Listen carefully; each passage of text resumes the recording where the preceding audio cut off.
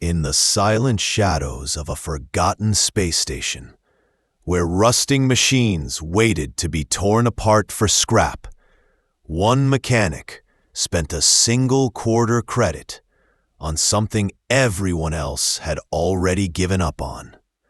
An albino dragon with shattered wings, a silent flame, and no hope left. But what he didn't know was that this broken creature would become the spark that changed everything. If you are new to the channel, then please subscribe to the channel and like the video and tell us in the comments where you are watching from. Now, let's jump into the story. The recycling yard at way station Orpheus 6 hummed with the low, steady sound of machines that had forgotten how to rest. Metal walkways trembled with the station's rotation, and the air shimmered with dry heat. Workers moved through the haze like shadows in heavy boots, their voices fading beneath the echo of the auction bell. It rang only once, but the tone was sharp enough to make people stop and turn. Behind a tired red containment field stood the cast-offs.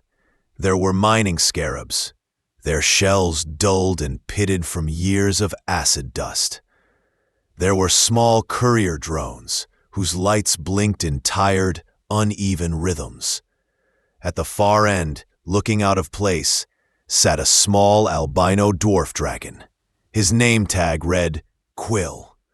His scales were pale like old glass left in the sun too long, streaked with faint yellow where age had settled in. His wings hung loose and wrong, as if they had once been broken and never truly mended. A faded orange tag marked his throat, Flame Unreliable. The crowd of salvagers, mechanics, and station workers pressed closer. Most looked at Quill the way people look at scrap metal they have no use for. Martin Voss, the auction runner, stood on a metal crate and raised his voice over the hum of the stabilizers. Service creature designation Quill. Previous assignment, low-heat kitchen work. Wings non-functional. Flame glands unstable. Starting bid, 1 credit. No one spoke. Someone in the crowd snorted. Kitchen work? That thing probably ate more than it cooked. Another voice added. He looks like he'd turn to powder if you touched him. Laughter rolled through the group, quick and sharp. Voss tried again. Half credit, anyone? Even just for the scales. At the very back, leaning on a support beam that groaned with the weight of the spinning station, stood Rusk Norin. His grayed beard was clipped short and neat, his coveralls patched from a dozen stations. His left leg carried an old injury, so each step came with a faint hitch, but nothing about him looked uncertain. His glasses caught the dim lights of the yard as he watched Quill with quiet focus. Rusk saw how the dragon sat, not slumped, not desperate, just still. Quill's eyes were pale, almost colorless, but they were fixed far away, beyond the metal walls, as if he could see something no one else could. When he shifted slightly, Rusk noticed the careful way he kept his weight off his right side. The motion was small, the kind only someone who spent years studying broken things would recognize. Voss raised his tablet again. Quarter credit, final offer, or he goes to the recycler. The word recycler landed heavy. Everyone knew what it meant. No creature came back from that. Rusk lifted his hand. The sound of voices stopped all at once. Heads turned. Voss blinked. Your bid? Rusk gave a single nod. Sold, Voss said, almost relieved, and tapped his tablet to end the sale. The containment field buzzed, flickered, and dropped away with a faint hiss. The crowd shifted aside as Rusk walked forward. Some shook their heads. Others muttered about wasted credits. Rusk stopped a few feet from Quill and crouched, his movements slow and measured.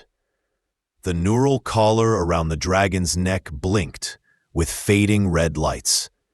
Rusk set his plasma cutter on the floor beside him. "I can take that off," he said, "but only if you want me to." Quill lifted his head. His voice came through the old translator at his throat, cracked and faint, like static. "I want the buzzing to stop." Rusk nodded once. 2 clean cuts, and the collar fell to the metal grating with a sharp clang that seemed to echo longer than it should.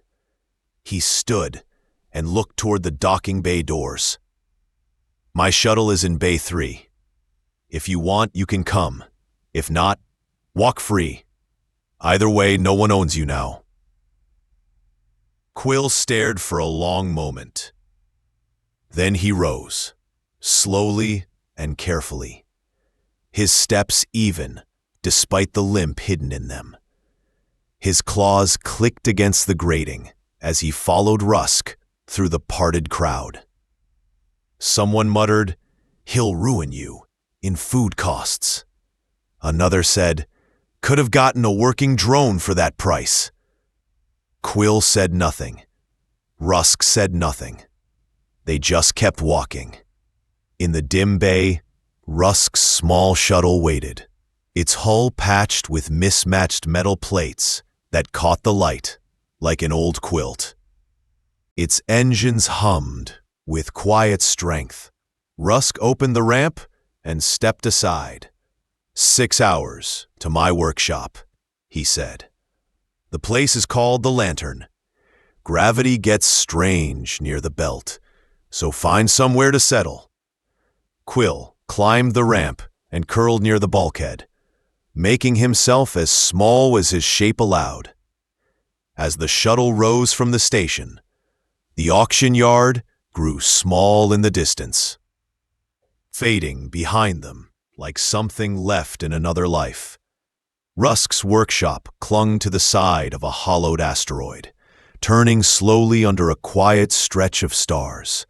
From a distance, it looked like a patchwork lantern drifting through space, its mismatched metal panels glowing with soft amber lights.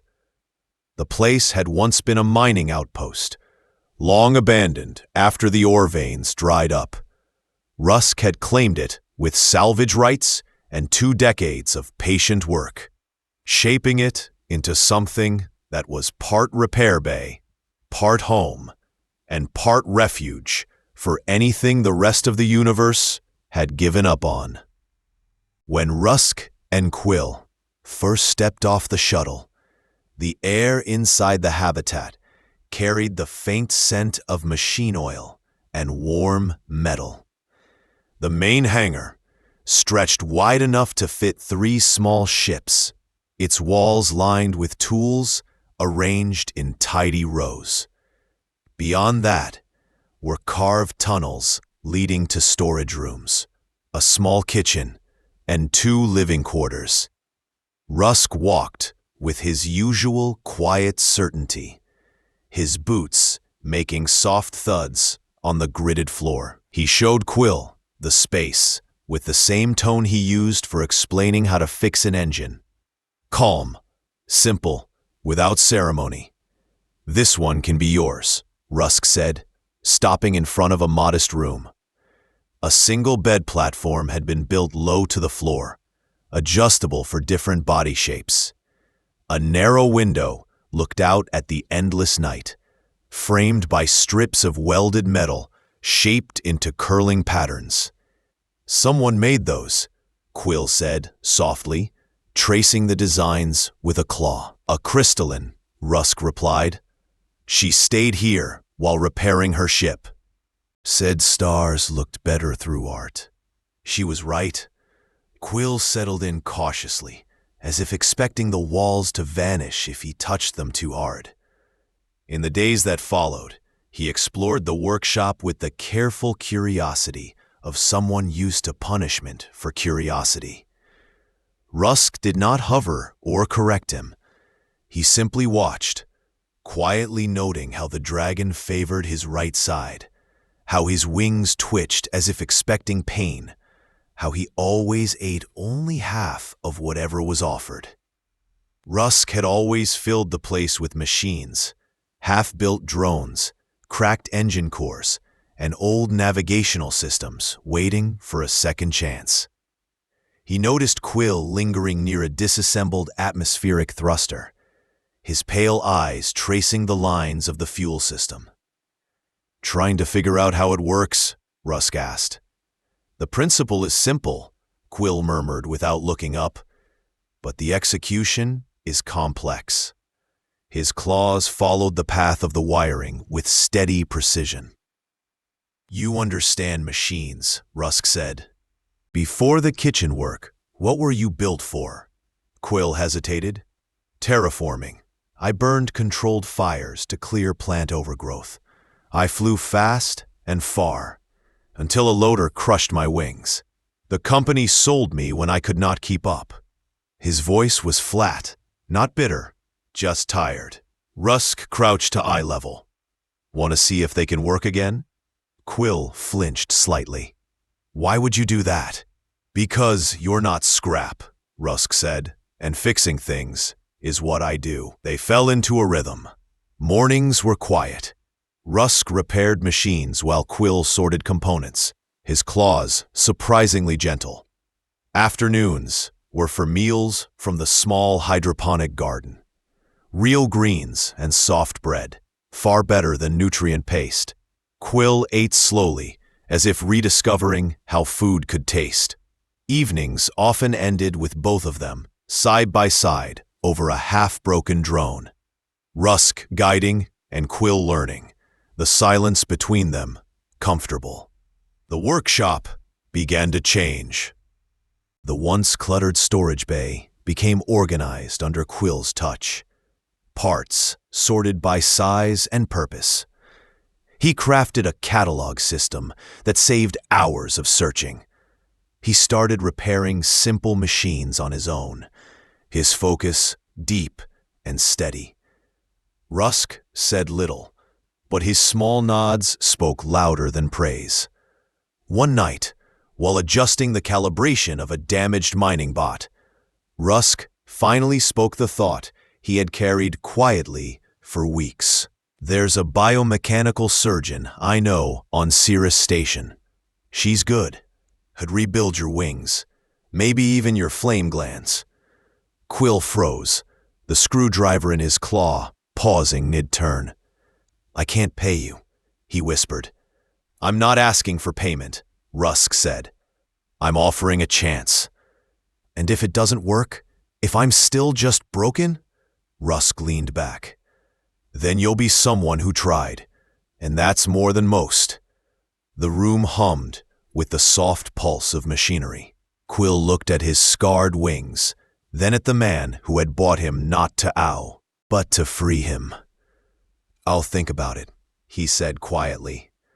"Good," Rusk replied. "Thinking is where all repairs begin." The journey to Cirrus Station took 3 days. Rusk kept the shuttle steady through the drifting debris fields, while Quill sat near the viewport, silent, watching the stars wheel by. He had not stopped thinking since the offer was made. His wings hung folded and still, the scarred edges twitching now and then, as if memory still sent ghost signals of pain. Rusk said little during the flight, giving him space. Sometimes silence fixed more than words could.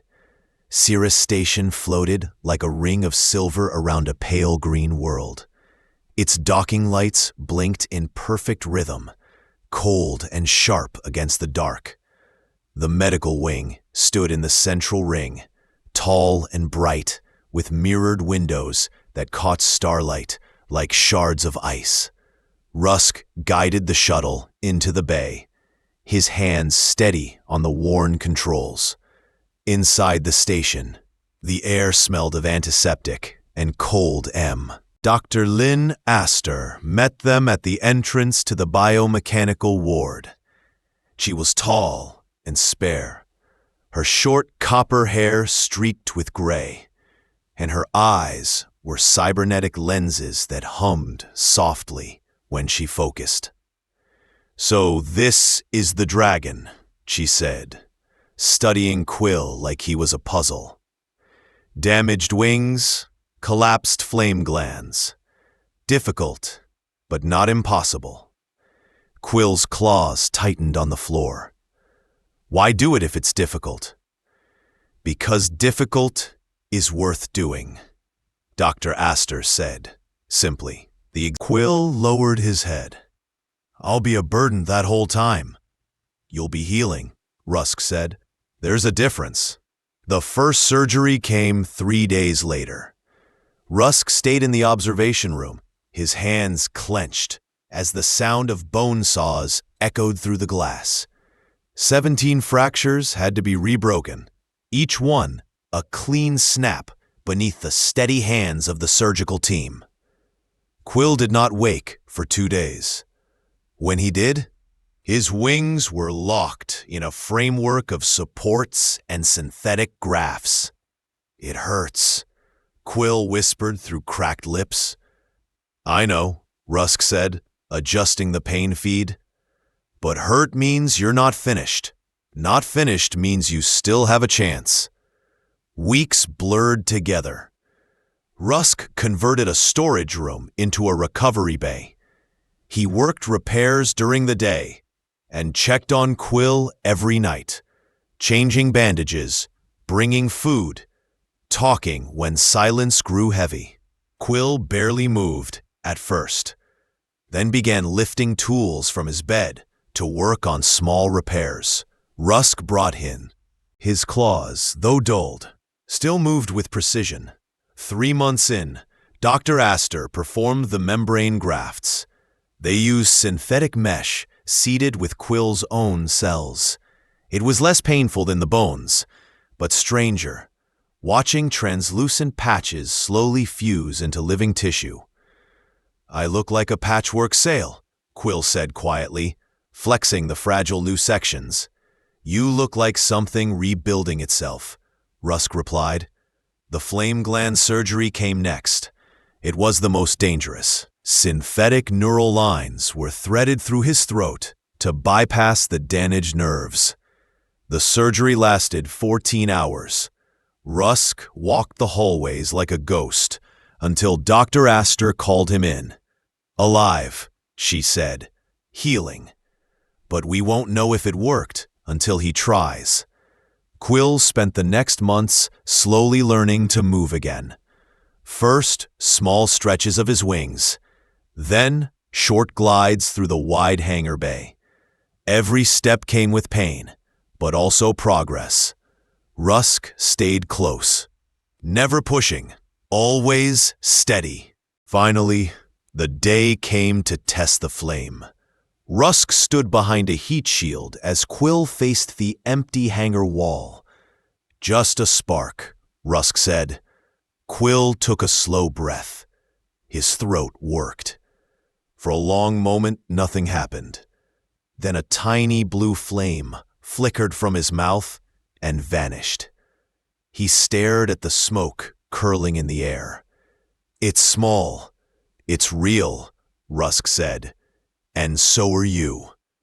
Quill's pale eyes gleamed, and for the first time in years, he lifted his head as if it belonged among the stars again. The news of Quill's recovery spread quietly at first, whispered through salvage crews and drifting traders. They called him the dragon who came back from nothing. Rusk said nothing about it. He simply opened the workshop again and handed Quill a welding torch as if nothing had changed. But everything had. Quill could fly now. Not far, not fast, but enough to glide through the hangar and lift heavy parts with ease. His flame was steady enough to weld thin metal seams and repair engine fractures. The workshop thrived. Broken drones came in and left whole. Ships that had been called lost were reborn under their hands. Word spread faster. Captains from the Outer Rim sent their hopeless machines, convinced Rusk and Quill could fix anything. And often, they did. Months turned to years. The hollowed asteroid grew busier. New sections were carved out to make space for more equipment. More living quarters and more hands to help. The first to join was Mara, a young synthetic who had been discarded when her emotional circuits began to override her logic protocols. Corporations called her defective. Rusk called her hired. She became their organizer, keeping the chaos of orders and schedules running smoothly. Next came Silas, a cybernetic mechanic who had been replaced by newer models and left behind by his company. His old implants sparked and failed under strain, but his mind was sharp. Quill gave him a bench in the corner, and together they rebuilt his arms. Silas cried quietly when his hands stopped trembling for the first time in years. Then came Fen, a small green-scaled hatchling with her wings bound and her flame glands tagged as inactive. She spoke little, her voice flat with hopelessness. Quill studied her for a long time before kneeling low. "Fix dragons here," he told her gently. Her face fell. "We help dragons fix themselves. Are you ready to learn?" Fen hesitated, then nodded. The workshop changed again. It became more than a workplace. It became a home for those who had been told they were too broken to matter. Every wall hummed with activity. Laughter began to echo, where once there had only been the hiss of welding torches. Rusk grew older. His hands became less steady, his steps slower. He spent more time teaching than repairing, passing down everything he knew to anyone who wanted to learn. Quill took on more of the work, guiding the younger ones with quiet patience. He never raised his voice. He never had to. They followed him because he believed in them. The day Rusk's heart finally failed was silent. Ships from every corner of the rim came to the asteroid to say goodbye.